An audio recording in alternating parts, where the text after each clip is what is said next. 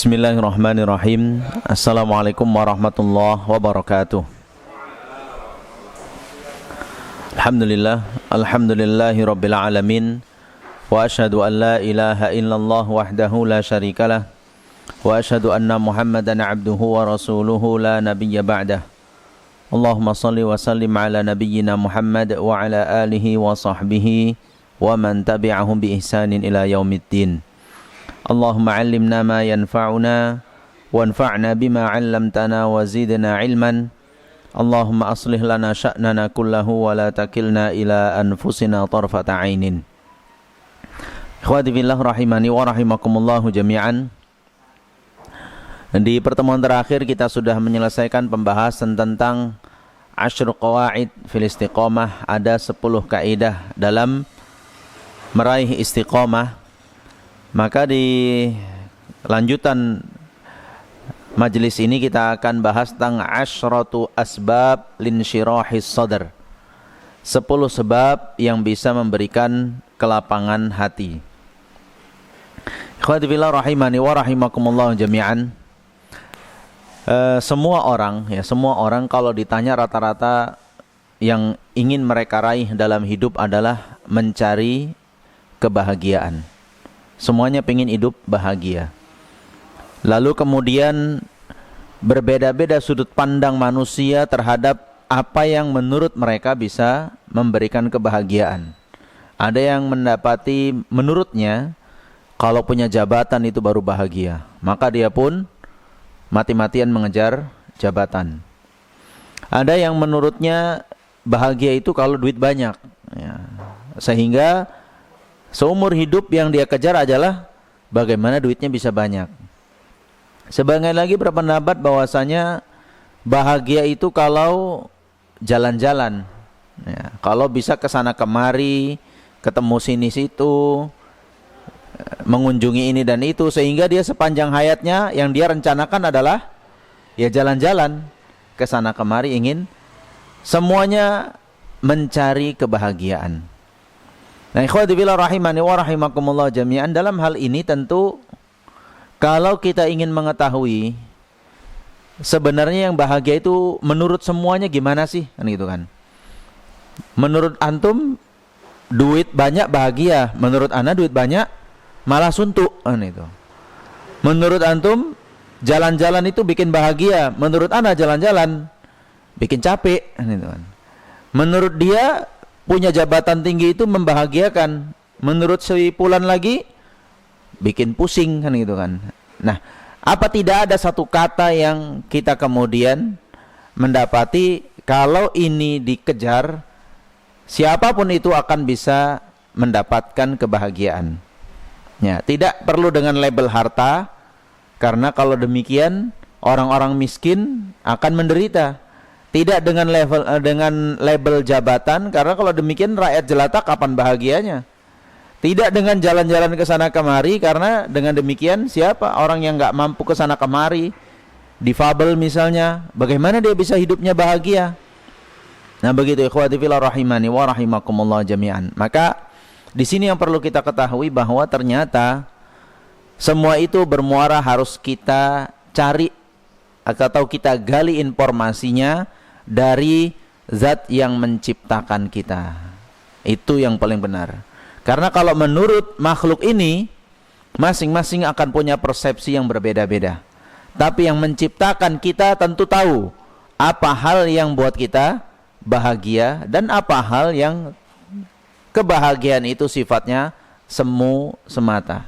Begitu. Maka menemukan jawaban ini adalah kita akan korek jawaban, akan mencari dari yang menciptakan kita.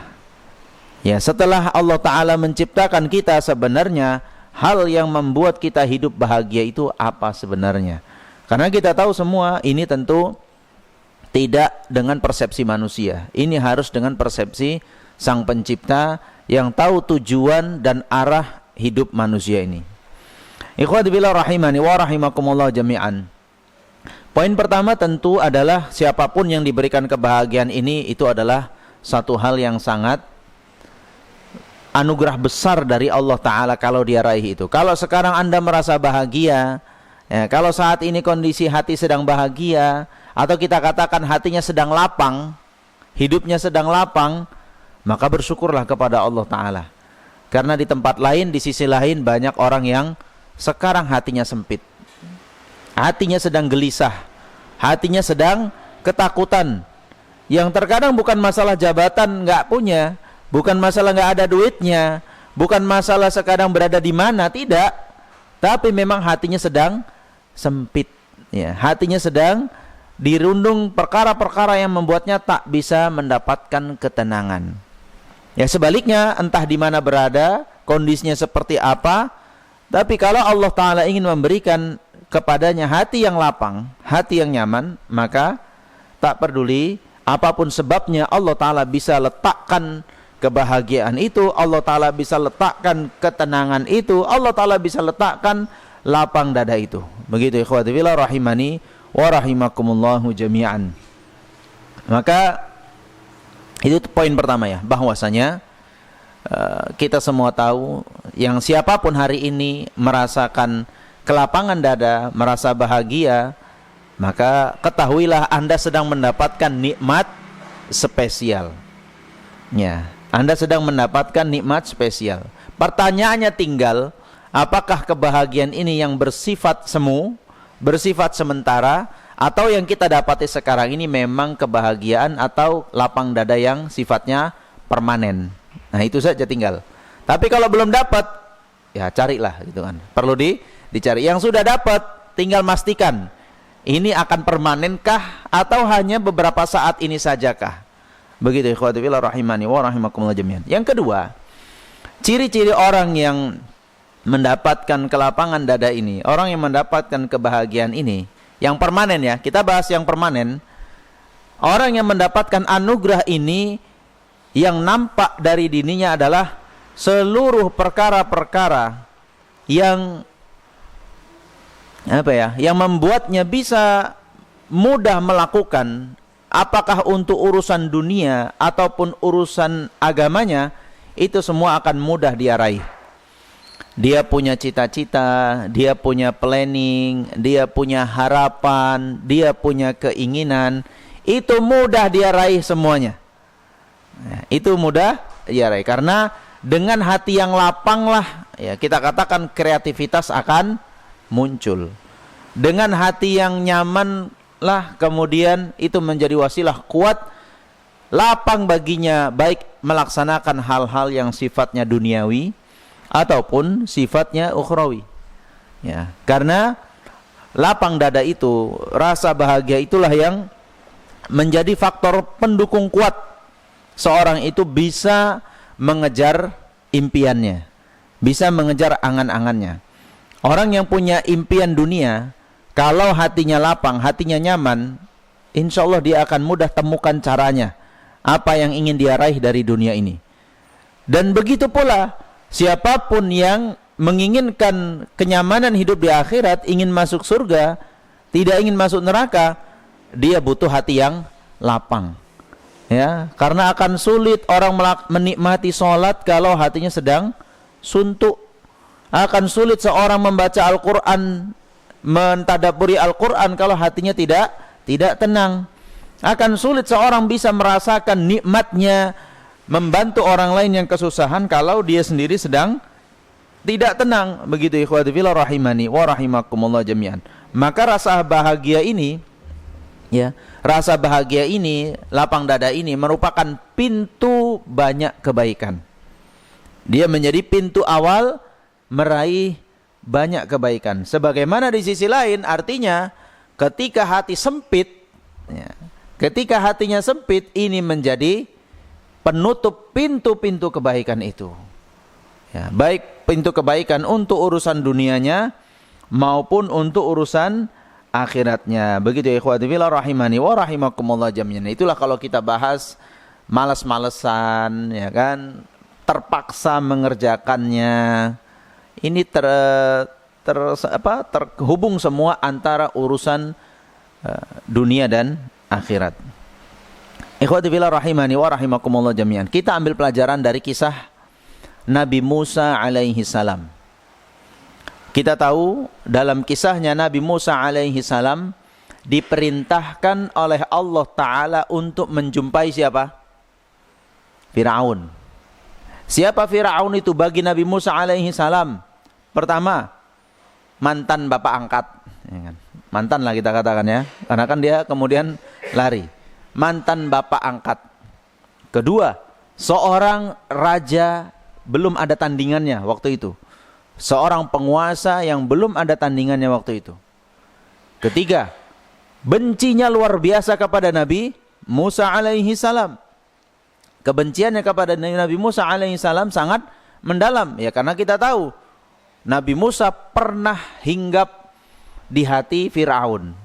Ya, pernah dia membuat Fir'aun itu bahagia bersama Nabi Musa.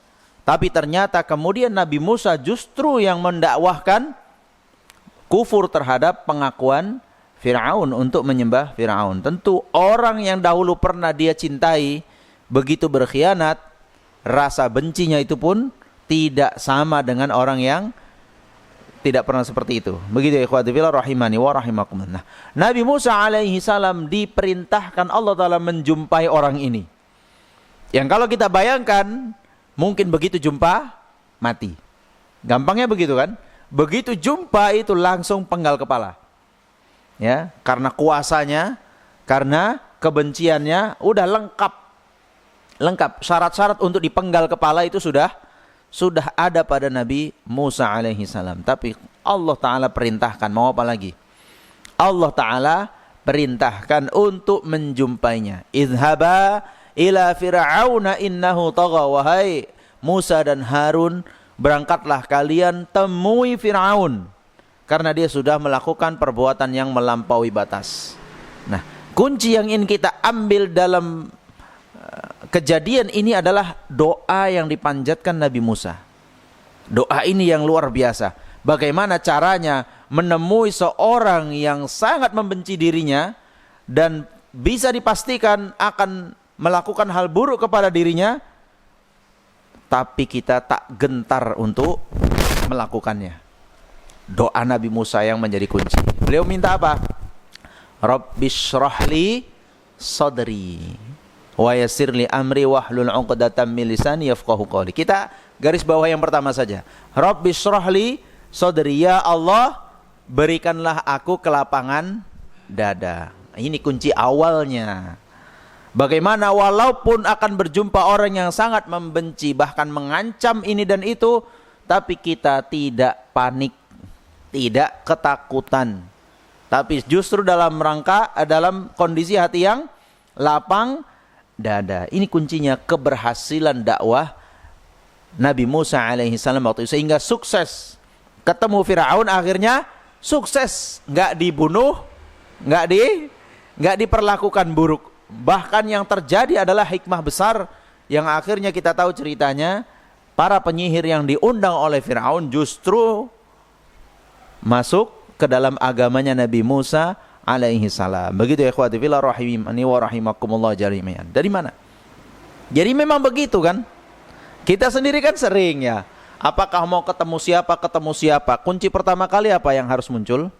Percaya diri kan? Harus percaya diri, pede aja. Kalau sudah gugup, kalau sudah takut, kalau sudah ini dan itu, yang terjadi apa? Ya, secara manusiawi, ya, ilmu duniawi yang kita tahu, macet kreativitas kan. Mau ngomong apa, bingung. Ya, justru malah kadang udah disiapin ini dan itu pun gak keluar semua kan gitu kan. Malah entah apa-apa aku bilang, bikin malu dan segala macamnya. Maka penting diberikan kelapangan dadanya. Rabbishrahli sadri. Ya Allah, berikanlah kelapangan di dadaku.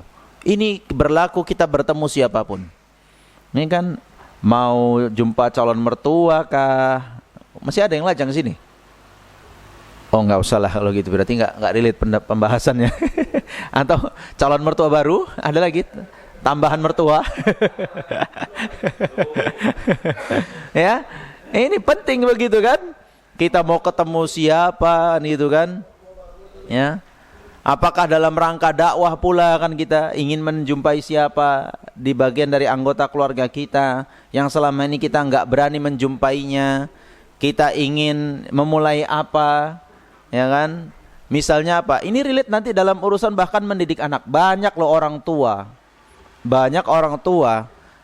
yang dirinya buntu. Aku mau buat apa sama anakku ini sebenarnya? Sama anak orang pandai kali ngomonginnya. Anakmu gimana? Curhat dia sama kita. Bisa kita kasih nasihat. Oh, antum itu kalau sama anak antum harus begini gitu kan. Tiba sama anak sendiri, kikuk, bingung. Mau kuapain lah anakku nih ya, kan gitu kan. Kenapa? Hatinya nggak lapang. Ada hal-hal yang membuat dia gugup melawan anaknya sendiri. Ada hal-hal yang membuat dia bingung jumpain anaknya sendiri. Yang tak selapang itu ketika dia jumpain anak orang lain. Ya nggak tahu ya. Kadang-kadang begitu aja. Ini akan relate ke sana. Apapun upaya kita, apapun harapan kita, apapun rencana baik kita, kalau tidak dimulai dengan hati yang lapang, itu akan susah. Mau urusan dunia maupun urusan akhirat. Tentu kita bahas di sini adalah untuk urusan akhirat kita, yang terkait dengan ibadah kita, terkait dengan contoh misalnya kita mau sholat khusyuk saja, tapi berangkat dengan muka yang suntuk, berat Pak, berat kan? Lagi suntuk ini, semua masalah terakumulasi kita bawa sampai ke dalam masjid. Apa cerita di masjid mau dapat sholat yang khusyuk? Nggak akan dapat. Kalau mau dapat, lapangkan dulu dadanya. Ya, tinggalkan perkara-perkara yang membuat kita suntuk tadi, yang membuat kita udah serahkan semuanya kepada Rabbul Alamin. Ya, jangankan sholat khusyuk, tidur aja pun payah kalau hatinya nggak lapang kan. Dipikirin utang tuh yang belum terbayar, besok jatuh tempo, dipikirinlah masalah ini dan itu. Jangankan sholat khusyuk, tidur aja pun nggak dapat kalau hatinya tidak lapang. Kan ada salah satu doa yang diajarkan oleh Nabi SAW yang potongannya itu ketika hendak tidur, Allahumma wajjahtu wajhi ilaika, ya Allah aku hadapkan wajahku ini kepadamu, ya. Kemudian wa fawwadtu amri ilaika, dan aku serahkan semua urusanku kepadamu, wa alja'tu dhahri ilaika, dan aku baringkan punggungku ini untuk menghadap kepadamu. Kayak orang mau mati udah, mau tidur, diajari Nabi SAW doa seperti orang mau mati. Hadapkan wajah, serahkan semua urusan. Ini pun rebahan udah siap untuk dipanggil. Subhanallah, sebegitunya. Karena memang ya hakikatnya ya seperti itu. Ketika seorang tidur itu dalam kondisi menyerahkan seluruh jiwa raganya kepada Allah Subhanahu wa taala. Makanya kalau mau tidur, baca doa dulu, ya. Mau tidur di tempat tidur ataupun tidur di tempat lain, baca doa dulu. Agar benar-benar tidur kita itu dalam kondisi menyerahkan diri seutuhnya kepada Allah Subhanahu wa taala. Tabiqatillah rahimani wa rahimakumullah jami'an. Itu ya. Itu kita ambil dari kisah Nabi Musa alaihi salam. Betapa ini menjadi kunci ketika kita berhadapan dengan suatu masalah yang sangat-sangat berat.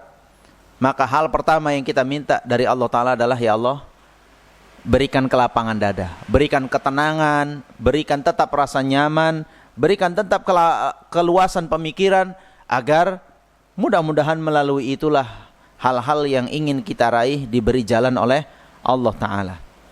Kepada Nabi kita SAW, apa rahasia yang membuat Nabi itu nggak gentar melawan Abu Jahal, melawan Abu Lahab, bahkan mayoritas Quraisy waktu itu masih kufur kepada Allah Ta'ala, masih tak menerima dakwah Nabi SAW. Apa kunci yang Allah Ta'ala berikan kepada Nabi SAW sehingga bila bisa menghadapi semua itu dengan cara yang terbaik, mendapatkan ide-ide yang bagus, mendapatkan cara-cara. Coba bagaimana misalnya juga ketika Nabi SAW baru hijrah dari Mekah ke Madinah, apa yang beliau hadapi? Luar biasa. Kemiskinan para sahabat, gelombang apa istilahnya, perpindahan penduduk dari satu tempat ke tempat lain. Yang penduduk ini berpindah tak punya harta, nggak punya harta. Mereka cuma bawa imannya saja. Harta ditinggal semua. Berkumpul tiba-tiba Madinah yang tadinya jumlah penduduknya sekian-sekian menjadi 2 kali lipat lebih besar, membawa kemiskinan, diliputi oleh orang-orang Yahudi yang membenci agama Nabi SAW. Belum lagi kemungkinan orang-orang Quraisy untuk datang dan menyerang itu sangat besar dan lain sebagainya. Permasalahan menumpuk di awal kali peristiwa hijrah.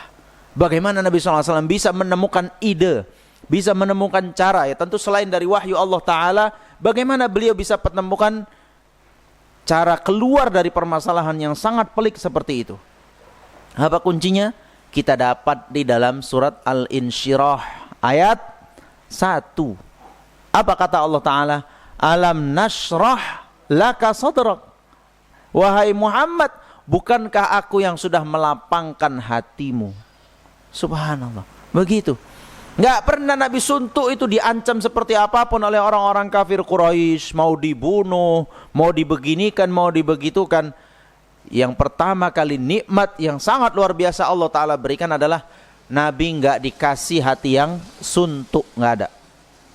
Nikmat yang Allah Ta'ala berikan adalah alam nashrah laka sadrak. Wahai Muhammad, bukankah kami yang sudah memberikan kamu hati yang lapang?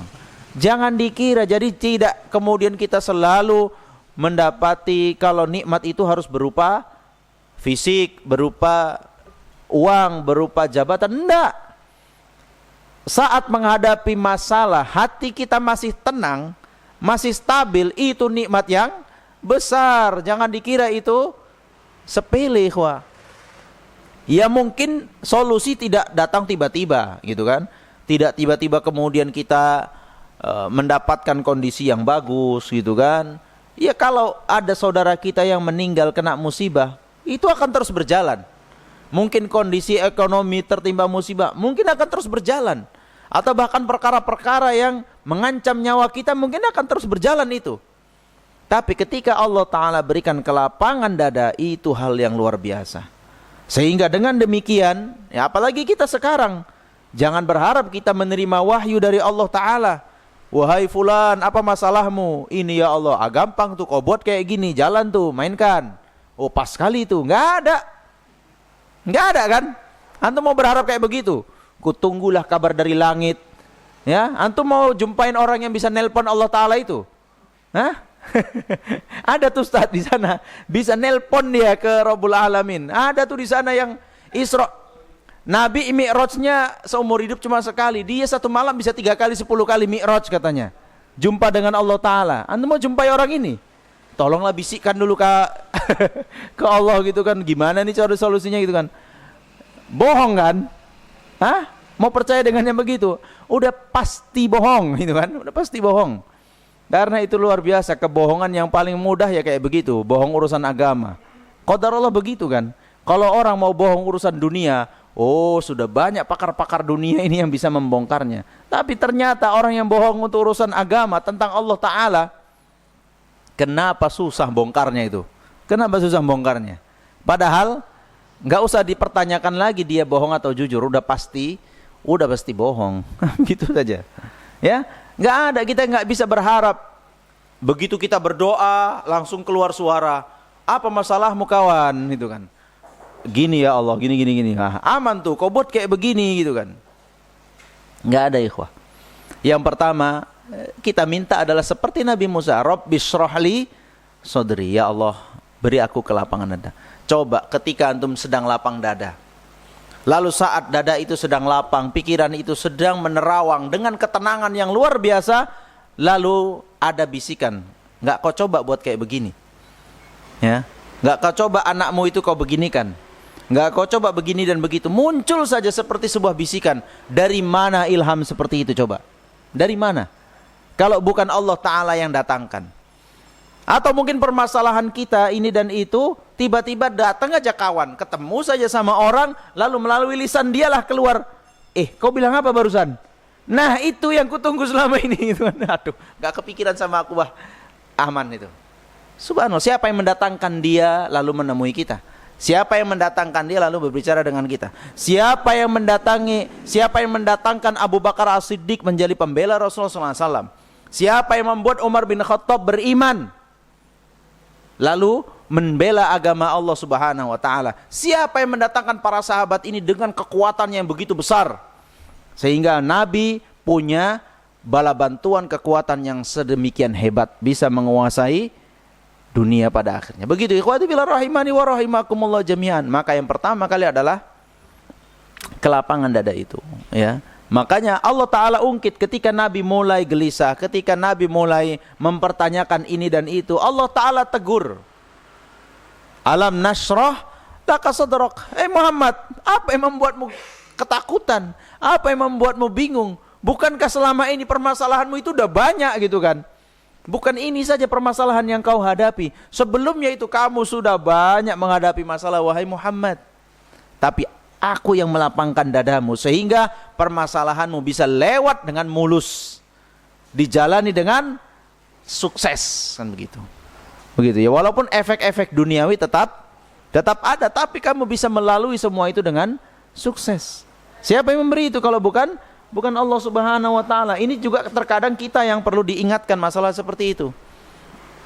Kenapa menghadapi musibah begini dan begitu, permasalahan begini dan begitu, mengeluh aja keluar dari lisannya. Coba kalau ayat itu kita timpakan kepada kita.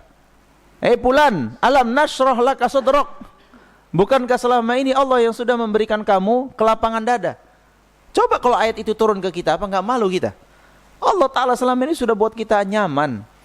Belajar agama, mudah pahamnya, ya, mengamalkan amal soleh ini dan itu, ternyata banyak jalannya, ya, banyak bantuan segala macam. Kenapa baru ditiba 1-2 masalah di kemudian hari kamu mengeluh gitu kan? Selama ini kan juga permasalahanmu sudah banyak. Allah Ta'ala berikan jalan keluarnya juga. Ya, salah satu yang Allah beri nikmat adalah kelapangan dada yang kamu dapatkan. Begitu ya ikhwati fillah rahimani wa rahimakumullah jami'an. Maka bisa kita katakan bahwasanya pemberian Allah Ta'ala kepada kita, diberi hati yang lapang, itu pemberian yang azim, itu pemberian yang besar. Dan dengan itulah salah satunya kita meraih maslahat yang banyak dari kehidupan kita. Dari satu permasalahan ke permasalahan yang lain, dari satu kondisi ke kondisi yang lain. Ketika Allah Ta'ala berikan ujian-ujian tersebut, maka Allah Ta'ala berikan satu hal yang membuat kita itu bisa melewati setiap ujian ini dengan cara yang tepat, sesuai dengan yang diridhoi oleh Allah Ta'ala. Salah satu kunci yang Allah Ta'ala berikan adalah diberikan kelapangan dada. Begitu ya ikhwati fillah rahimani wa rahimakumullah jami'an. Begitu juga agama. Ya, begitu juga terkait dengan urusan akhirat kita. Ikhwati fillah rahimani wa rahimakumullah jami'an.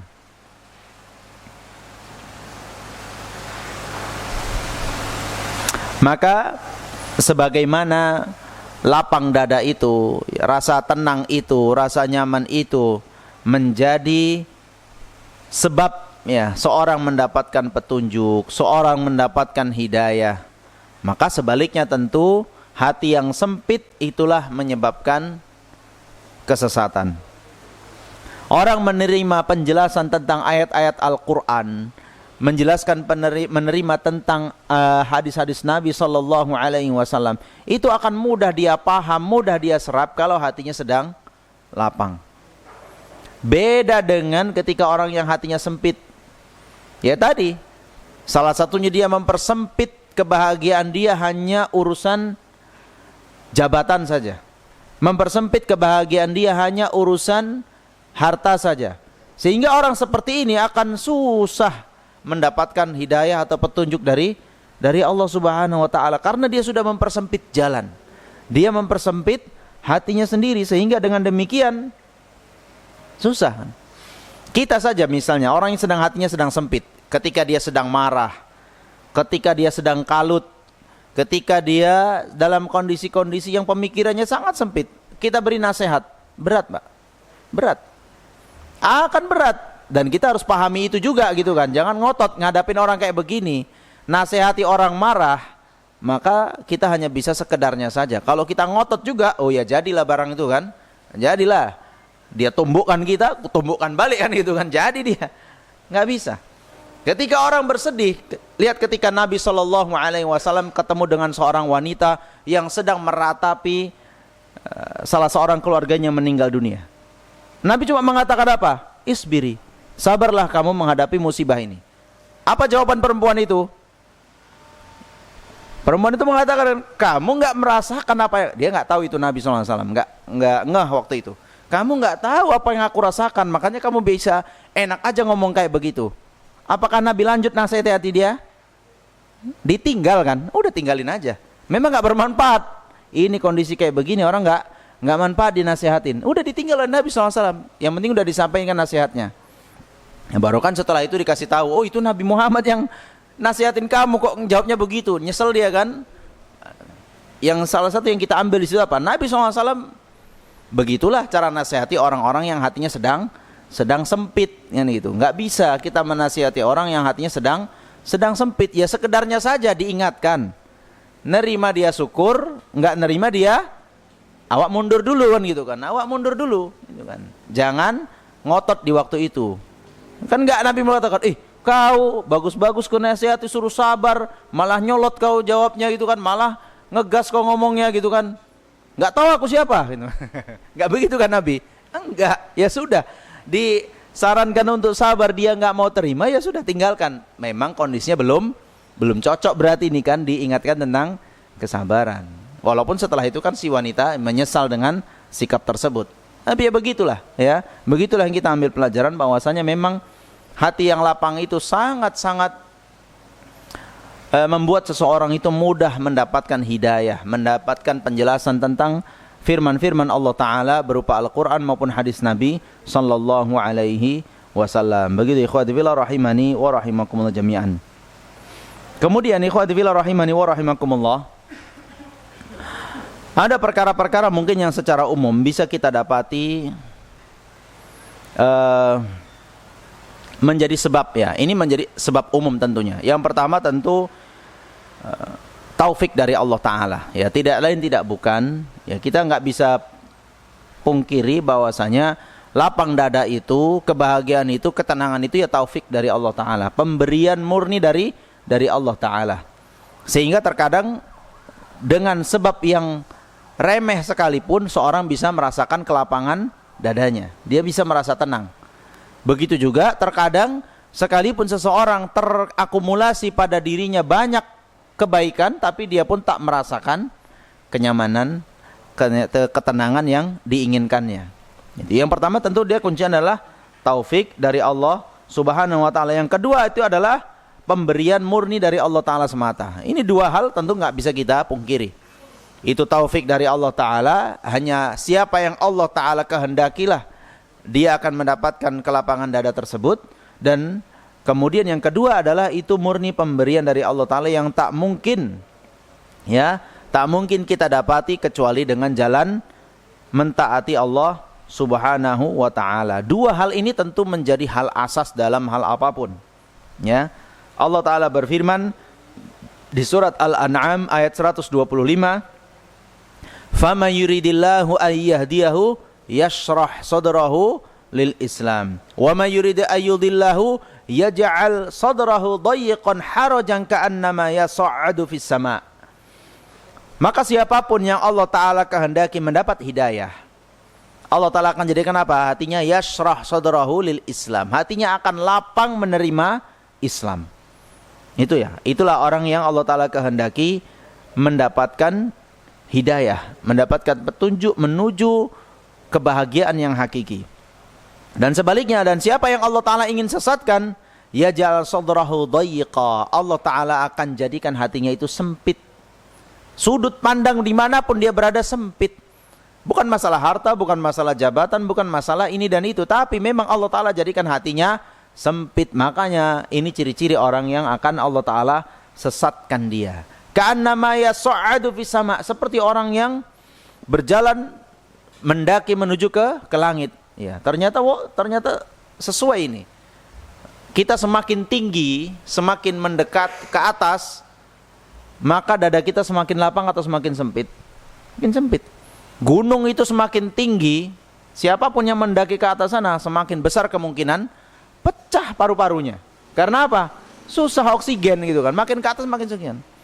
Makanya ketika naik ke atas itu astronot harus dibekali dengan pakaian khusus. Karena kalau dia terbang begitu tinggi, tidak disiapkan itu semua, meninggal kan? Sesak dia di atas sana. Gitu ya. Nah, begitulah kondisi orang-orang yang Allah Ta'ala yang ingin berikan hidayah kepadanya dengan orang-orang yang tidak berikan hidayah kepadanya. Seorang yang diberikan hidayah oleh Allah Ta'ala memandang apapun dari sudut pandang hatinya yang lapang. Orang kalau udah hatinya lapang, sudut pandangnya itu luas, enak dia. Mau dia dapat nikmat ataupun dia kena musibah, kalau Allah Ta'ala berikan dia kelapangan dada, dia bisa melihat satu permasalahan itu dari sudut yang sangat luas. Kenapa pun dia dapat harta misalnya, dia bisa lihat ini dari sudut pandang yang luas. Misalnya dapat bonus nih, sama-sama dapat bonus 10 juta katakan begitu. Yang ini yang mendapatkan sudut pandang yang luas, hatinya lapang, dia akan melihat 10 juta ini, wah banyak yang bisa kubuat dari 10 juta ini, dari bonus ini. Bisa ku kasih mamaku, bisa ku bantu si adekku, bisa ku belikan untuk istriku dan segala macam. Dia menikmati 10 juta yang dia dapatkan itu, luar biasa. Di sisi lain orang yang sudut pandangnya sempit, cuma 10 juta, bisa apa aku 10 juta? Ya, cuma DP doang, berangkat umroh pun cuma DP doang ini kan gitu kan. Urusan ibadah pun jadi sempit dia. Berangkat umroh pun cuma bisa DP ini kan gitu kan. Bisa untuk apa 10 juta? Kecil kali aku dikasih sama si bos.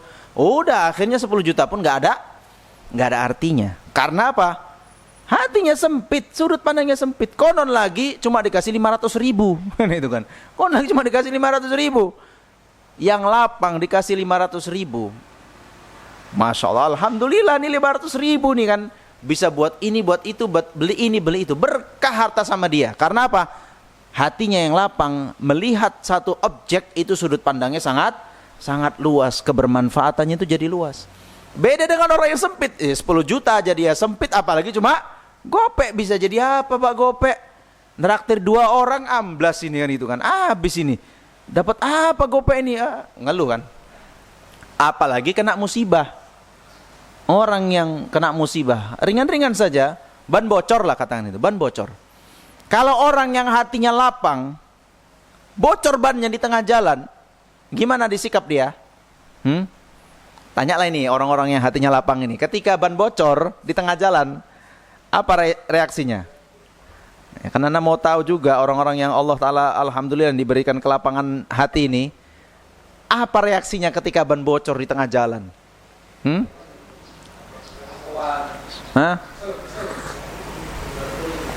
Apa dulu? Wah itu nggak lapang lah namanya. Tiba-tiba ngamuk-ngamuk. Oh, apanya nih? Ban baru dibeli 2 hari, main bocor dia bah. Merek apa nih? Langsung live IG gitu kan, guys. Tengok nih guys, ban merek ini ya, jangan kalian beli. Skip. Jangan kalian. Itu contoh yang hatinya sempit ya. Yang lapang lah, kan antum pengalaman hati-hati yang lapang ini gimana? Masya Allah, pas sekali itu. Pas sekali kan. Ya, langsung kan ya kan. Loh, yang lain emang nggak lapang hatinya selama ini. Iya, jelas. Dalam menghadapi musibah pun kalau hati kita lapang, enggak. Apa yang sibuk kita dengan ban kita yang bocor gitu kan. Mau ban baru, mau ban jelek, kalau memang Allah Ta'ala takdirkan bocor, ya bocor aja gitu kan. Nggak peduli mau ban baru, mau ban jelek. Ada orang yang bannya udah botak berbulan-bulan, nggak pernah bocor bannya. Bannya udah botak asli, udah calus ini, kalau direm, maju sendiri dia. Nggak ada dia cerita ban bocor, ku tengok bannya pun keliling, nggak ada bekas tambal-tambalan, nggak ada. Ini ban baru, bunganya masih tebal segala macam, bocor dia. Coba, kalau bukan takdir dari Allah Ta'ala, ya sudah. Kenapa aku bingung gitu kan? Memang kalau udah ditakdirkan bocor, ya bocor aja gitu kan. Udah bertahun-tahun aku lewat jalan ini dengan kondisi bannya botak. Kali ini lewat sini, jalan yang sama, baru beli ban kemarin, bocor dia. Ya sudah, satu kan itu jelas kan. Kan lapang hatinya, kalau udah takdir Allah Ta'ala aku bisa bilang apa gitu kan. Udah bocor gitu kan. Lalu kemudian, ya sudah. Nelpon siapa? Nelpon Grab. Ditinggal keretanya. Nelpon siapa? Dia akan telepon yang maha kuasa dulu lah. Iya kan? Ya tapi kan nggak pakai HP nelponnya. Tadi juga kan Rabbis rohli sodri, ya Allah lapangan dadaku itu kan. Minta bantuan dari Allah Ta'ala dulu kan pastinya, ya Allah. Ini pas tadi istighfar kan. Dosa ini pasti ada dosa yang kubuat, makanya Allah Ta'ala tegur dengan cara yang seperti ini. Itu sudah jelas, itu kan nggak bisa kita pungkiri. Ma asaba min musibatin fa bima kasabat aidikum wa ya'fu an katsir, dan tidak ada satu musibah pun yang menimpa kecuali itu disebabkan ulah tangan manusia itu sendiri, dan sebenarnya Allah Ta'ala sudah maafkan sebagian besarnya dari akibat dosa tersebut. Itu dia, ya kan? Satu, dia pahami ini bagian dari takdir Allah Ta'ala. Yang kedua, dia nelpon ke yang buat bocor ini kan gitu kan. Yang buat bocor ini siapa? Nggak usah tuduh-tuduh, nih kayaknya ada ranjau paku nih kayaknya nih kan. Wah pas sekali betul aja ada tukang tempel di depan itu. Wah nggak betul nih kayaknya dia yang pasang ini kan, segala macam. Itu versi yang hati sempit, iya begitu. Versi yang hati lapang dulu, oh alhamdulillah bocor di sini. Pas depan situ ada tukang tempel. Ah berarti Allah Ta'ala kasih aku apa ya? Kasih rezeki dia, kan juga awak pun jadinya mudah coba. Masih sekilo 2 kilo lagi di depan tukang tempelnya, apa nggak ajab kali awak nih kan gitu. Dorong kereta, udah aku beli kereta gede kurang gede, besar kurang besar, nyorongnya makin berat kan gitu kan. Kalau itu keretanya cuma kereta Beat, enak nih nyorongnya gitu kan, enteng dia. Yang ku beli kereta gede gitu kan, nyorongnya pun setengah mati. Begitu kan? Kan bersyukur jadinya kepada Allah Ta'ala. Nah gitu ya. Jadi makanya nikmat orang yang diberikan kelapangan dada itu nikmat. Justru diberi kesempitan tadi itu, dapat nikmat pun orang yang hatinya sempit lebih kacau dia kan. Dapat bonus nih dari kantor, misalnya berangkat umroh kau ya, si A dapat bonus umroh. Kalau versi yang hatinya lapang, wah itu sujud syukurnya bisa lama itu kan. Alhamdulillah selama ini pengen umroh segala macam, akhirnya Allah Ta'ala berikan, ya Allah mudah-mudahan nanti umrohnya begini-begini. Kalau versi yang hatinya sempit, dapat begitu pun, iya umroh bah, duit kan aja napa sih, lumayan 30 juta itu loh. Umroh, nah coba lah kan. Malah ngeluh dia kan berangkatin umroh, padahal belum pernah umroh gitu kan. Ganti aja lah, 30 juta NMAX juga tuh dapat ya kan. NMAX dapat Bang Dot, kurang ya, sikit lagi nya. Sikit. Yang second kan dapat. Ya kan begitu aja berpikirnya. Beda lah, memang beda. Hati yang lapang dengan hati yang sempit itu akan punya sikap yang beda. Maka dari situlah juga kita bisa menilai ya diri kita masing-masing. Nggak usah lah nilai-nilai orang. Selama ini yang kita hadapi itu apakah hati kita memang sedang lapang atau hati kita diberi kesempitan oleh Allah Subhanahu wa Ta'ala. Dan itu relate untuk agama kita juga. Inilah gara-garanya ya kan. Berarti memang selama ini hatiku sempit ini. Makanya sholat pun payah khusyuknya. Ikhwati fillah rahimani wa rahimakumullah jami'an. Mungkin gak asing bagi kita pembahasan selama ini tentang passion ya, tentang orang-orang yang minat dan bakat. Ya. Untuk urusan dunia yang kalau dibahas orang yang minat tertentu, punya bakat tertentu, misalnya dia bakat urusan pertukangan lah gitu kan, pertukangan. Orang kalau kita lihat memang jadi tukang itu berat kan, capek, begini dan begitu, kepanasan segala macam. Tapi kalau memang orang hobinya pertukangan, wah, kalau memang itu hobinya, itu dibayar kecil pun, selama dia dapat pengalaman, selama dia dapat ilmu, nggak peduli dia dengan bayaran.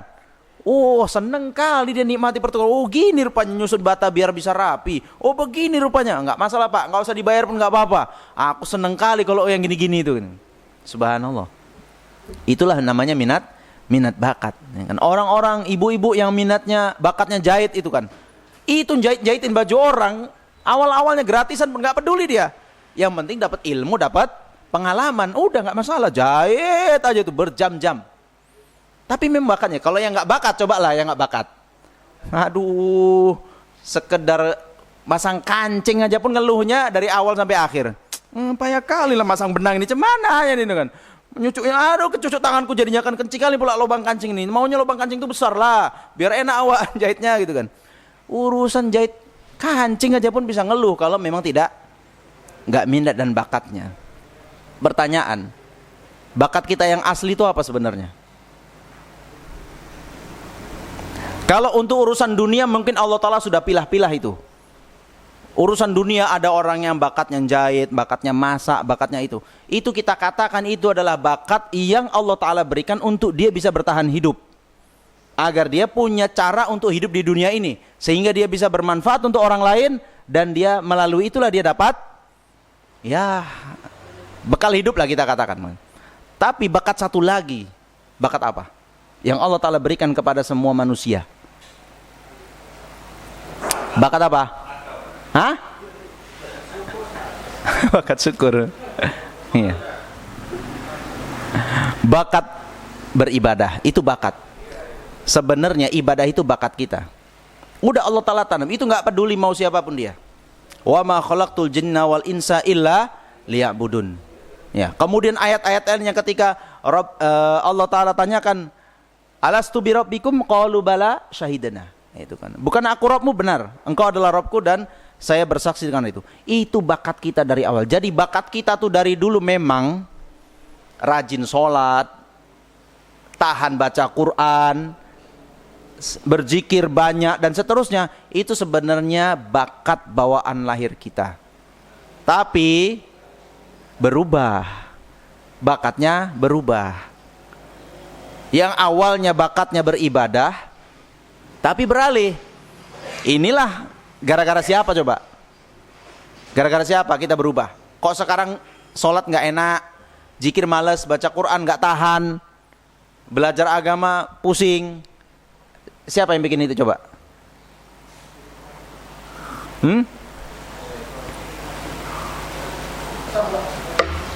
Nabi Adam alaihi salam itu awalnya itu penurut sama Allah Ta'ala, penurut. Nabi Adam alaihi salam itu penurut, diciptakan Allah Ta'ala dengan segala kepintarannya. Nabi Adam tuh awalnya penurut. Itulah fitrah kita, penurut itu awalnya tuh. Allah katakan jangan, lakukan. Itu penurut sekali Nabi Adam, dan dia nggak pernah mengeluh dengan hal itu. Gara-gara siapa akhirnya jadi pembangkang? Iblis, ya betul. Jadi siapa yang bikin kita kayak gini? Kok nggak enak lagi kita sholat, nggak enak lagi kita beribadah? Iblis, ya. Iblis. Tapi ingat, iblis itu punya bala tentara, ya, punya bala tentara. Faktor-faktor lainlah kemudian yang membuat kita itu lari dari bakat awal kita. Yang bakat awal kita adalah taat, tunduk kepada Allah Ta'ala, kita lari. Sekarang kita menjadi pembangkang, sekarang kita jadi pemalas, sekarang kita menjadi orang yang sombong kepada Allah Ta'ala. Itu memang banyak sekali kita terkontaminasi oleh iblis dan bala tentaranya. Sama kayak kita bakat lah. Orang yang awalnya bakatnya dari kecil jahit, kenapa kok besar-besar dia jadi tukang nasi goreng? Kenapa? Kok bisa dia jadi tukang nasi goreng? Aku sebenarnya jahit sih bang, aku kalau suruh jahit seneng kali, ini bakatku. Tapi kok kau jadi tukang nasi goreng ya? Namanya hidup bang, tuntutan hidup. Ini pula yang aku dikasih gampang. Dapat jawabannya? Dapat jawabannya kan? Orang kita mungkin bakatnya beda-beda. Ada si A, sebenarnya bakatnya itu di apa tadi? Komputer lah misalnya gitu kan. Oh, IT lah, orang IT nih bang. Oh, suka sama IT. Tapi jalan hidupnya membuat dia jadi apa? Jadi tukang misalnya. Aku sebenarnya pengen kali pak, IT itu aku senang kali. Tapi ya gimana lah, bapakku tukang, pamanku tukang. Dari sejak tamat SMA aku sudah dibawa jadi tukang. Ya udahlah, gede pun sampai tua, bakat awal dia di dunia IT itu terpupuskan. Sehingga dia harus hidup di dunia pertukangan. Tapi kalau itu kan sebenarnya nggak masalah kan? Nggak masalah lah. Yang penting kan hasilnya tetap maksimal gitu kan. Mau jadi di dunia IT ataupun dunia pertukangan, yang penting cuannya jalan. Nah itu aja kalau urusan dunia, ya kan? Minat bakat itu sekarang kan orang pada banyak mempertanyakan itu. Sebenarnya minat bakat anakku tuh apa ya, biar nanti dia hidup dengan minat dan bakatnya. Sebenarnya intinya nggak masalah, mau diminatnya mau nggak diminat ya, yang penting hidupnya aman. Itu ajanya kuncinya. Kalau untuk urusan dunia. Yang beratkan sekarang urusan akhirat kita. Kemana minat bakat kita yang dulu itu? Kalau kita membahas tentang bahwasanya Nabi SAW sholat itu sampai bisa menikmati sholat. Para sahabat pun sholat bersama Nabi SAW itu betah. Kita katakan itu apa? Memang berada di atas minat dan bakat yang aslinya. Sudah berada di atas minat dan bakat aslinya. Yang itu salah satunya Allah Ta'ala berikan dengan kelapangan dada tadi. Sehingga dia bisa menemukan minat dan bakat aslinya yang awal seperti apa. Walaupun sekarang terkontaminasi betul. Kita sekarang banyak terkontaminasi dengan dosa yang kita lakukan. Dengan bisikan-bisikan macam-macam itu tentang agama, tentang nasihat dan lain sebagainya. Banyak kita terkontaminasi. Melalui apa yang kita lihat dan apa yang kita dengar. Ini banyak kita terkontaminasi. Sehingga membuat kita, ya itu tadi, hati kita sempit ketika melaksanakan sholat. Hati kita sempit ketika baca Al-Quran. Tak bisa menikmati. Ya. Kok bisa dulu Nabi SAW, ya Bilal arih Nabi sholat. Wahai Bilal, istirahatkan kami dengan sholat. Jadi Nabi itu istirahatnya bukan jam istirahat. Istirahat Nabi SAW adalah ketika sedang sholat. Makanya malam pun sholat itu beliau rehat. Kalau kita kan bicara istirahat, tidur kan gitu kan. Kalau kita bicara istirahat, tidur. Nabi juga sama, ketika capek juga butuh tidur. Tapi selain tidur, ada hal yang membuat Nabi itu nyaman, yaitu ketika sholat. Loh kok bisa? Loh kok bisa dulu Nabi SAW itu menikmati sholat sampai sedemikian rupa? Loh kok kita nggak bisa? Kenapa bisa demikian? Nah itu banyak hal yang harus kita bersihkan dari diri kita agar kita kembali ke bentuk awal. Karena selama ini kita sudah dibentuk dengan bukan bentuk kita yang asli. Fa'abawahu, terutama yuhawidanihi au yunassiranihi au yumajjisanihi. Betul. Setelah iblis, yang berperan kita adalah orang tua kita juga, betul. Lingkungan kita juga, betul. Itu yang banyak mengalihkan kita dari bakat awal kita. Maka kita sendiri yang harus kembali balik mencari bakat itu. Sudah berapa hal yang merusaknya. Inilah istilahnya kita perlu memerangi syahwat dan syubhat. Syahwat kita, syubhat kita harus bisa terfilter lagi. Maka butuh kita terus belajar, mengkaji Al-Quran, mengkaji hadis-hadis Nabi SAW. Gunanya untuk filterisasi air yang selama ini sudah dibuat keruh itu. Kita berusaha terus difilter untuk bisa kembali menjadi bening. Karena kalau dibiarin terus, ini keruhnya akan semakin bertambah. Kita setiap hari nggak menutup kemungkinan dalam 24 jam yang kita lalui, banyak sekali kotoran yang kita masukkan melalui penglihatan dan pendengaran kita. Banyak sekali kotoran itu. Ya, pertanyaannya tinggal filternya bagus atau tidak. Filternya bagus atau tidak, KW atau asli. KW-nya pun KW berapa? Gitu kan? Atau selama ini filternya sudah rusak kan gitu kan? Filternya sudah rusak, perlu diperbaiki. Nah, inilah manfaat kita terus belajar, kita menuntut ilmu, kita cari nasihat dan segala macam. Itulah gunanya agar memperkokoh kualitas filter kita. Karena susah. Zaman sekarang penuh dengan fitnah seperti ini, mata kita, telinga kita ini susah untuk menghambatnya. Nggak mungkin. Ya udahlah, berarti kalau gitu Ustadz, kubutakan mataku, kutulikan telingaku. Bersihkah Ustadz? Cemana membersihkannya? Kondisi hatimu kalau hati ente sekarang sedang bersih, kinclong, butakanlah kan. Biar dia bertahan kinclong. Tapi kalau ente butakan mata, tutup telinga hari ini, kondisi hati ente sedang kotor. Kalau enggak, ya filternya juga kan dari mata, dari telinga juga, gitu kan. Kita butuh perbaikan filternya dari situ.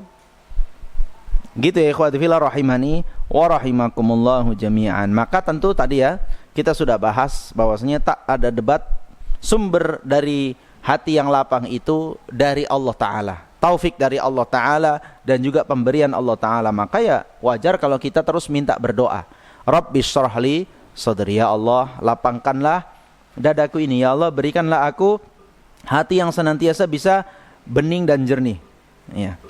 Kemudian kita akan bahas juga perkataan Al-Imam Ibnul Qayyim rahimahullahu ta'ala dalam kitab beliau Zadul Ma'ad. Beliau pernah mengatakan seperti ini.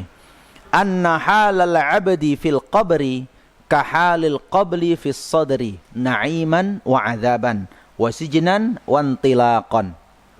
Sesungguhnya kondisi seseorang nanti di kuburannya itu persis seperti kondisi hatinya ketika hidup.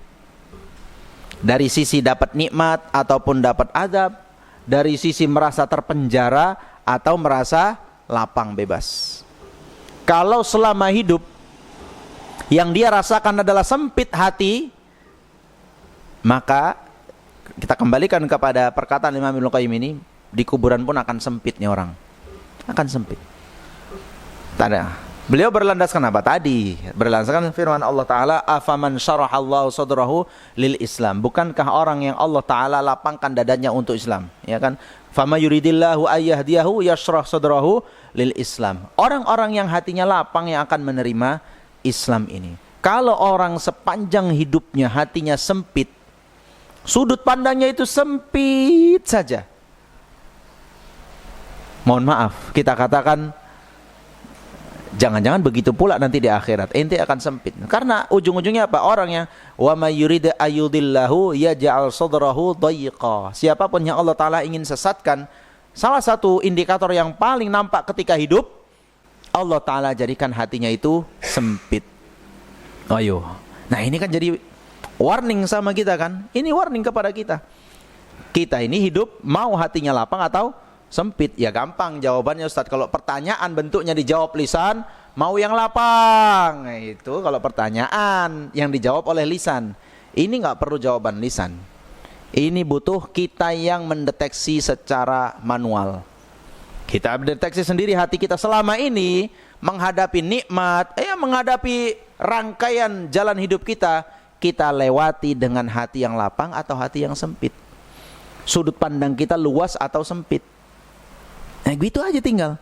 Kalau sudut pandang kita lapang, insya Allah itu menjadi sebuah kabar gembira. Mudah-mudahan kuburanmu nanti lapang di sana. Tapi kalau kau sempit, jadi orang ribet begini dan begitu, aduh, itulah.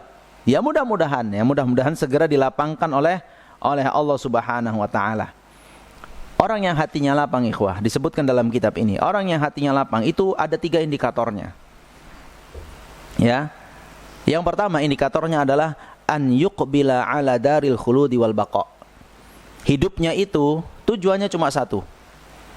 Bagaimana menuju nanti kehidupan yang abadi itu. Itu aja. Kacamatanya dalam hal apapun, kacamatanya selalu mengarah kepada gimana nanti kehidupanku di akhirat. Itu orang yang hatinya lapang.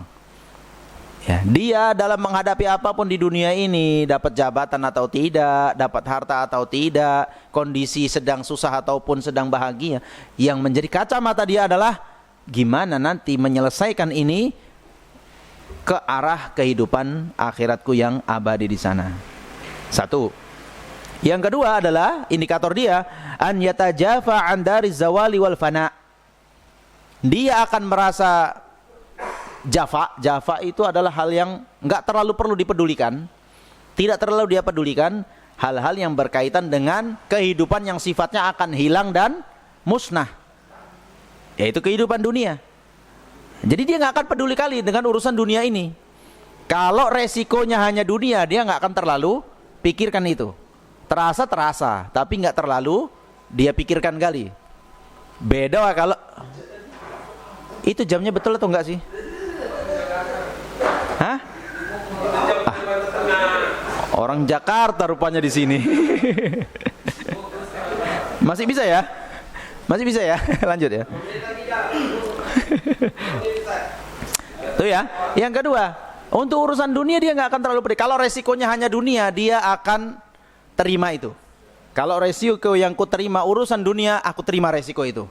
Tapi kalau urusan akhirat, aku nggak bisa terima itu. Kalau pertaruhannya harus mengorbankan akhirat, saya nggak berani. Tapi kalau cuma urusan dunia, aku pertaruhkan. Siap kalau cuma urusan dunia. Lalu ketiga adalah an yasta'idda lil mauti wa ma ba'dahu. Dia selalu mempersiapkan diri untuk kematian. Dia gaya hidupnya hanya mempersiapkan diri untuk kematian, yang memang secara fakta kita tahu kapan, di mana, dan seperti apa kita tak pernah tahu seperti apa gitu ya.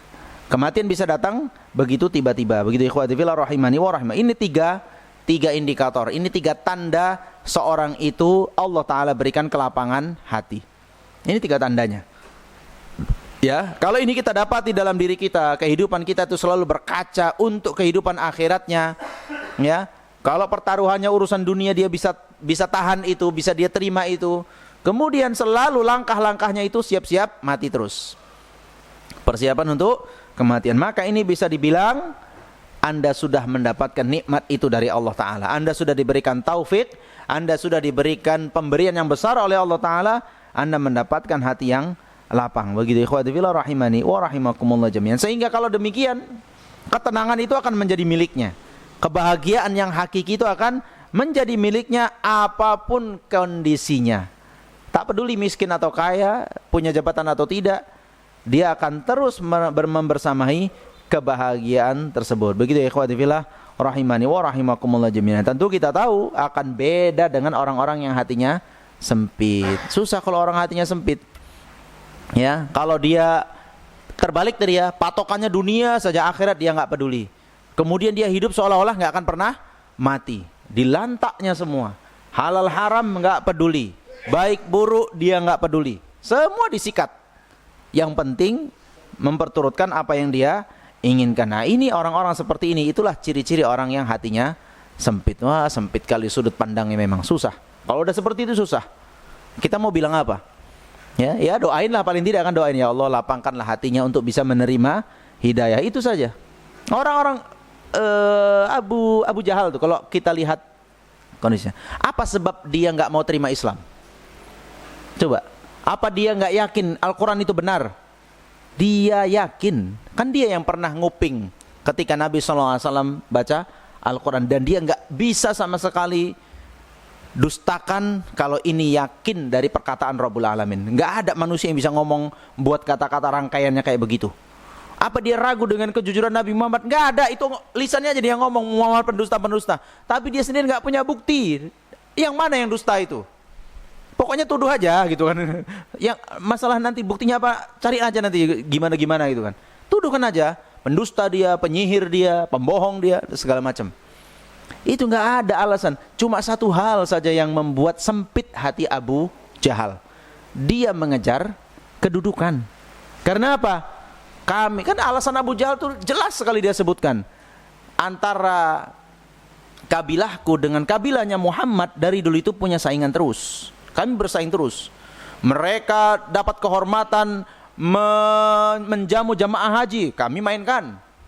Kami juga jamaah haji kami jamu. Mereka punya prestasi ini, kami juga. Pokoknya bersaing terus. Tapi ketika mereka mengaku nabi, kami bingung. Kabilahku bingung.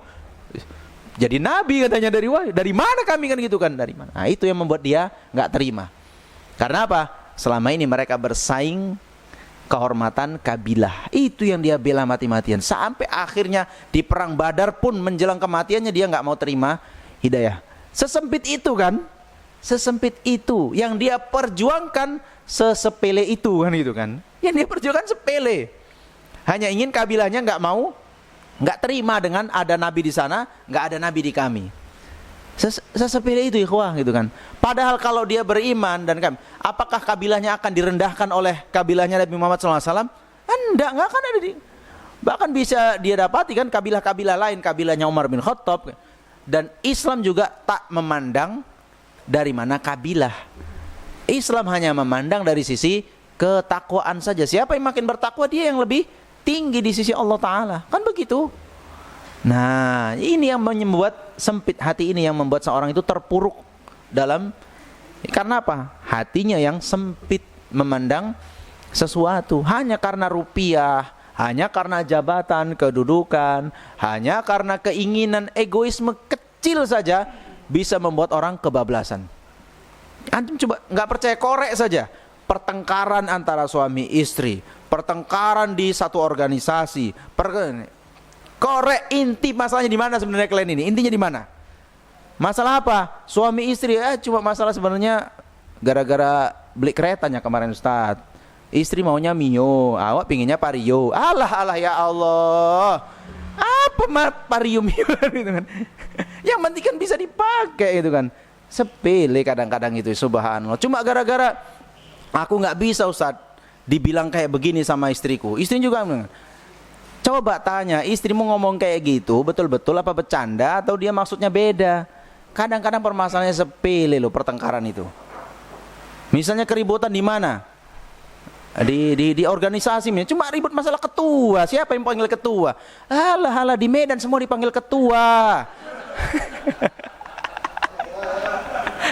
Kau mau jadi ketua pindah aja ke Medan, semua ketua. Cuma masalah mau jadi ketua aja pun payah kali, harus ribut segala macam. Udah, aku angkat kau jadi ketua, aku panggil kau mulai besok. Ketua, aman. Subhanallah kan begitu ya. Tapi kan kadang gara-gara unsur ini merembet kemana-mana itu. Merembet kemana-mana. Urusan muamalah kita jadi berimbas. Urusan kita sesama muslim pun jadi berimbas. Sampai dia mati pun gak mau datang aku. Gara-gara dia aku gak jadi ketua. La ilaha illallah. Ente cuma menyolatin orang, apa ruginya gitu kan. Apa ruginya. Gitulah kan. Itu tadilah pembahasan kalau hati itu sempit. Beda dengan orang yang hatinya lapang. Alah ketua sana ketua sini, banyak ketua nggak diketuakan. Ada orang yang nggak jabatan ketua tetap aja ketuaan itu kan. Orang dia paling tua, mau gimana lagi kan gitu kan. Ikhwati fillah rahimani wa, itulah perbedaan antara hati yang lapang dengan hati yang sempit. Maka ini perlu kita, pembahasan ini menjadi penting karena ini akan membahas tentang asbab, sebab-sebab orang bisa mendapatkan hati yang lapang. Ya, walaupun tadi kita tidak pungkiri itu adalah pemberian dari Allah Ta'ala, itu rezeki dari Allah Ta'ala. Tapi setiap rezeki itu punya sebab ya. Rezeki itu ada Allah Ta'ala jadikan sebab. Apa sebab yang bisa membuat kita itu hatinya hidup dengan hati yang lapang, sehingga dengan demikian mendapatkan kebahagiaan? Insya Allah kita akan bahas di pertemuan-pertemuan berikutnya. Kalau nggak sabar, baca aja sendiri karya Syekh Abdul Razak Hafizahullah Ta'ala yang berjudul Asyratu Asbab, 10 sebab dalam mendapatkan hati yang lapang. Kitabnya bisa di-download, tapi ini berbahasa Arab ya. Kalau mau sabar ya ikuti kajiannya terus di pekan-pekan atau di bulan-bulan berikutnya gitu. Ya kalau nunggu anak yang bacain ya sabar aja. Kalau nggak mau sabar gimana lagi? Baca aja sendiri bukunya, bisa kok, gampang bacanya ini. Tapi terjemahannya udah ada atau belum? Wallahu alam. Terjemahan atau belum? Tapi demikian ikhwati fillah rahimani wa rahimakumullah jami'an, mudah-mudahan bermanfaat. Aku qouli hadza wa astaghfirullah li wa lakum wa lisairil muslimina wal muslimat innahu huwal ghafurur rahim. Ada pertanyaan?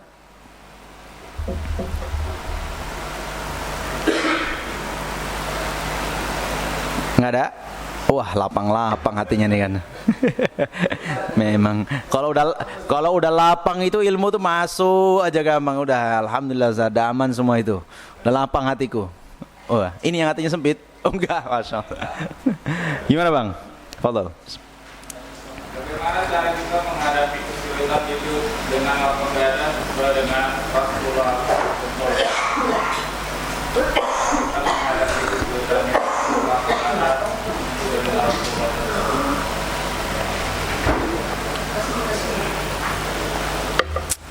Bagaimana kita menghadapi kesulitan hidup dengan lapang dada?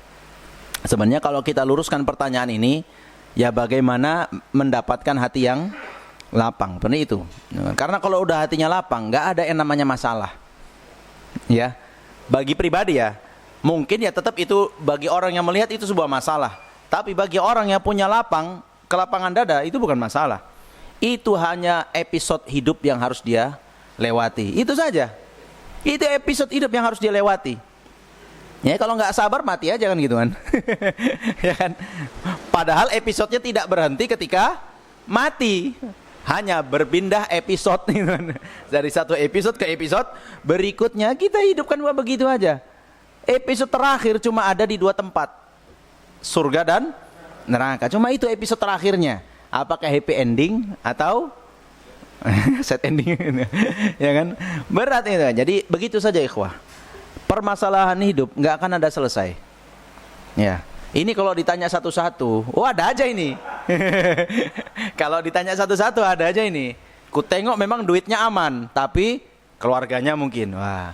Ku tengok memang keluarganya aman, tapi tetangganya, wah.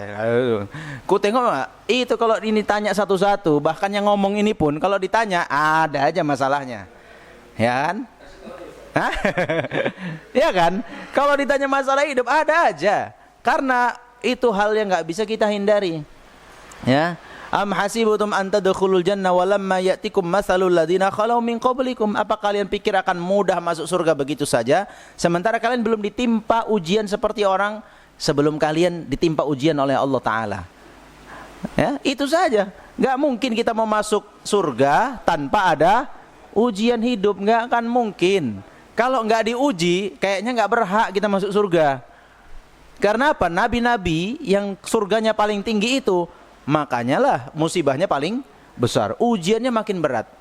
Nah kan tinggal permasalahan itu dalam menghadapi ujian ini gimana agar tidak sempit hatinya tadi. Makanya perlu kita meminta kepada Allah Ta'ala, Rabbishrahli sadri, ya Allah lapangkanlah hatiku ini. Kita kisahkan tadi tentang Nabi Musa, apa nggak masalah hidup itu? Masalah. Ketika Nabi Musa sebenarnya kan dia sudah nyaman hidupnya bersama keluarga kecilnya di sana. Udah nyaman dia hidup di sana. Bisa saja dia nggak perlu balik ke Mesir itu, bisa saja. Nggak pernah ketemu Fir'aun selama-lamanya, bisa saja. Tapi Allah Ta'ala yang takdirkan dia harus balik ke Mesir. Jumpai Fir'aun, bukan tanggung-tanggung. Bukan jadi rakyat biasa, bukan jadi sembunyi-sembunyian, enggak. Jumpain Fir'aun, apa nggak masalah hidup itu namanya. Suntuk itu, kalau kita yang dipilih oleh Allah Ta'ala waktu itu, mungkin kita langsung ceng aja lah jadi nabi kalau kayak gini ceritanya. Berat kali bah. Masa iya aku harus jumpain jenderal yang dulu pernah kuhina-hina gitu kan. Wah sampai sana ya hilang awakan gitu kan. Artinya kan begitu. Ya itulah masalah hidup. Jadi sebenarnya yang kita minta dari Allah Ta'ala itu bukan dihilangkan masalah hidup, bukan dihilangkan ujian hidup, enggak. Tapi yang minta kita kepada Allah Ta'ala saat menghadapi itu semua, hati kita lapang. Sehingga mudah-mudahan dengan hati lapang itu ketemu aja cara untuk lepas dari permasalahan itu dengan cara yang diridhoi oleh Allah Ta'ala. Itu saja yang penting.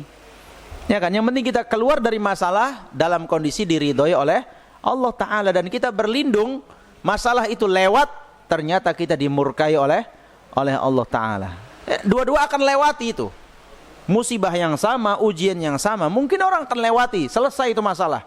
Tapi yang satu selesai meraih ridho Allah Ta'ala, yang satu selesai meraih murkanya Allah Ta'ala. Mau pilih yang mana? Tinggal itu saja. Gitu ya ikhwati fillah rahimani wa rahimakumullah jami'an. Jadi kita nggak bisa hilangkan masalah hidup karena sudah menjadi bagian hidup kita. Jangankan kita yang beriman, sudah secara nas Al-Quran pasti akan diuji. Orang kafir pun udah jelas-jelas kufur, dia bukan hidupnya bahagia. Hah? Nggak pernah antum tengok tuh orang kafir bunuh diri, orang kafir stres, ya kan? Buka-buka baju di jalanan itu kan, sedeng dia segala macam. Banyak orang kafir stres kayak begitu. Ya. Apa nggak rugi 2 kali lipat itu? Udah hidup dunia sengsara, di akhirat masuk neraka lagi kan susah. Kita sesusah-susahnya hidup di dunia, ada mentoknya kan. Sakit itu separah-parahnya sakit, ada titik selesainya, kematian. Mau bertahun-tahun kita pun sakit, kalau Allah Ta'ala tentukan berhenti dengan kematian itu. Tapi kalau kita lalui sakit ini dengan penuh kesabaran, subhanallah. Kan ingat tentang kisah seorang wanita yang kena sakit epilepsi itu. 2 ditawarkan oleh Nabi SAW, kau mau ku doain sembuh tapi nggak dapat jaminan surga, atau ku doain jaminan surga tapi penyakitmu awet. Apa yang dia minta? Oh, udahlah, yang penting masuk surga, nggak apa-apa aku awet ayanan kayak begini, epilepsi kayak gini sampai mati nggak masalah. Tapi satu aja ya Rasulullah, minta aurat jangan sampai terbuka. Begitu kita. Kalau sudah ada tawaran masuk surga dengan kehidupan dunia yang terasa susah, itu kalau memang bisa membuat kita masuk surga nggak masalah. Mau sesusah-susahnya di dunia ini ada waktunya kok. Toh pada akhirnya orang sakit tetap ada waktu dia bisa tersenyum kan? Apa ada di dunia orang sakit itu 24 jam merintih terus aduh nggak ada. Paling nggak dia tidur hilang sakitnya kan? tidur kayak nggak sakit dia gitu kan. Patah kaki, tidur lasak kali, nggak terasa sakitnya. Padahal kalau pas dia sadar, jeritnya nggak kalah-kalahin itu kan. Tapi ketika tidur kok kayak nggak ada sakitnya sama sekali. Iya kan? Itu. Semerana-merananya kita di dunia, nggak 24 jam juga kan Allah Ta'ala kasih istirahat juga kita. Tetap bisa tersenyum. Datang kawannya agak-agak banyol sedikit, ketawa juga walaupun sesaat. Habis itu sakit lagi kan itu kan. Habis sakit lagi. Tapi ya sudah kan, kalau itu dia lewati terus, ada akhirnya berhenti kok. Semiskin-miskinnya orang, sehina-hinanya orang, sesakit-sakitnya orang, udah dipatok oleh Nabi SAW, enggak, rata-rata 60 kok. Rata-rata 60, yang sekarang sudah 40 tinggal 20 laginya. Yang udah 50 tinggal 10 laginya. Yang masih 30, 30 laginya. Itu aja patokannya.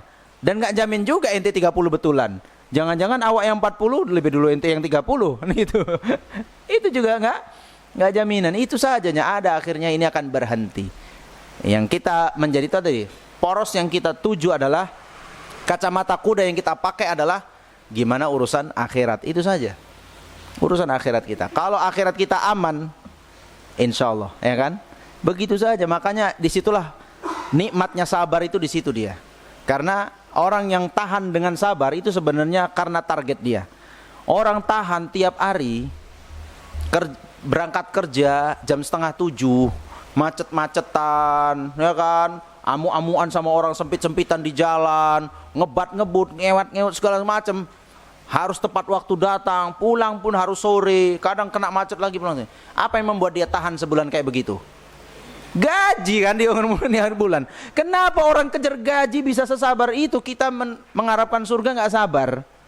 Orang ngarepin gaji aja, yang kadang gajinya berapa sih? Berapa? Cukup untuk sebulan? 5 hari. Gajinya cuma bertahan 5 hari. Itu yang dia kejar-kejar itu. Yang tahan dia tiap hari sabar, bangun jam sekian, pulang jam sekian, di sana dimarah-marahin, kadang dibeginikan, begitu kan segala macam. Dia sabar ikhwah, dia sabar. Kita yang ngejar akhirat kok nggak sabar. Ngejar surga yang segitu nikmatnya luar biasa, kenapa nggak sabar? Orang ngejar gaji padahal gaji bulanan itu pasti. Berapa banyak itu tukang yang kerja tiap hari, pagi-pagi pulang sore, di akhir bulan ditinggal mandor. Nggak dapat gaji, wah Allah kena tipu dia kena janji bohong dia kan. Betapa banyak tuh yang kayak begitu tuh. Apa besok dia nggak mau kerja lagi? Cari kerjaan lagi kan? Cari kerjaan lagi. Apa dia yakin mandor berikutnya itu bisa amanah? Belum tentu juga kan itu kan. Tapi ya gimana Ustaz, kebutuhan hidup kan ceritanya begitu. Itu aja nggak pasti dikejarnya terus. Masa kita yang memberi janji kepada kita maha kaya, maha kuasa, yang nggak akan pernah meleset janjinya. Kok kita ragu? Nggak mau sabar? Nah kan itu terbalik kan? Terbalik akal kita sebenarnya, nggak logis sebenarnya. Di situ kita sendiri hidup dengan ketidaklogisan kalau memang seperti itu. Kita selama ini yakin kok ada orang pesan makanan ini pesan, yakin dia bayar? Ya, yakin nggak? Yang punya warung, Anda tanya, ketika dia pesan ini, yang pesan dulu baru bayar, bukan yang bayar langsung di tempat ya. Yakin dia bayar habis itu? Belum tentu. Kadang ada yang kabur. Kadang ada yang pura-pura nggak tahu, curi-curi kesempatan, tiba-tiba nggak bayar aja. Nggak yakin kan? Nggak yakin 100%. Itu aja kita terus sabar kan? Sabar, buka lagi warungnya, siapin lagi pesanan segala macam. Itu aja kita bisa tahan, bisa sabar. Kenapa? Untuk ujian dari Allah Ta'ala kita nggak tahan. Nah begitu ikhwati fillah rahimani wa rahimakumullah. Jadi kita jadikanlah itu sebagai pertimbangan agar seimbang hidup ini betul-betul jelas dia. Kacamatanya harus ke arah akhirat.